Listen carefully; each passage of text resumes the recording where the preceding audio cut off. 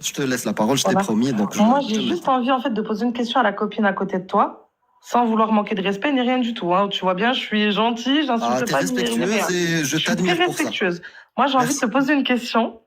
Pourquoi mettre un voile sur ta tête avec un débardeur et ton soutif qui ressort? C'est un truc, ça me pose. C'est juste une question. Hein, oui, j'ai compris. Non, mais je le prends pas mal, t'inquiète. C'est une question à laquelle j'ai répondu plein de fois, donc j'ai l'habitude maintenant, t'inquiète pas. Mais moi, je viens seulement tomber sur ton live. C'est pour ça que je le prends pas mal, t'inquiète pas. Okay. En fait, il y a plusieurs raisons. Moi, je suis une combattante pour les libertés. C'est-à-dire que je suis une défenseuse des libertés et des droits et de l'égalité des droits.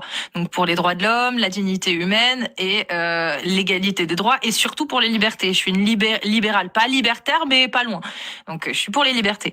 Et je suis pour que les femmes puissent s'habiller comme elles veulent, qu'elles soient chrétiennes, juives, musulmanes, zoroastriennes, je m'en fous, je suis pour. C'est-à-dire qu'aujourd'hui, dans cette société où on commence à remettre en question le droit de porter le voile ou non dans l'espace public, j'ai envie de dire, les gars, si vous voulez interdire le port du voile aux femmes musulmanes, vous allez l'interdire aussi à moi. Et il est hors de question, je vais me battre pour pas que vous m'enlevez mon droit, vu que je défends des droits. Donc ça, c'est le message à ceux qui ont des idées justement fascistes de vouloir supprimer des droits.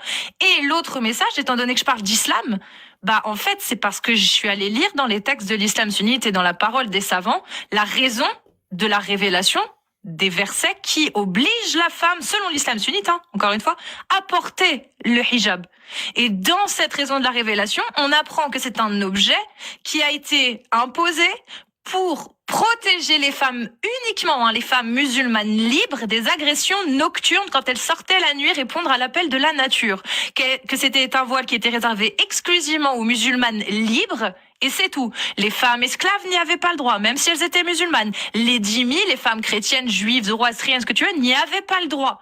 Donc, quand tu lis ça et que tu lis des hadiths, en plus de ça, qui t'expliquent que avant l'apparition des versets du voile, les femmes se faisaient agresser et après la révélation, il y a juste les esclaves et les dhimmis qui se faisaient agresser, les femmes musulmanes libres étaient laissées tranquilles et qu'apparemment ça ne posait aucun problème, moi, de mon œil de femme libre, indépendante qui lutte pour l'égalité des droits, j'y vois un objet d'oppression ségrégationniste qui permet de faire une hiérarchisation entre la femme honorable et celle qu'on peut attaquer, que ça devient acceptable.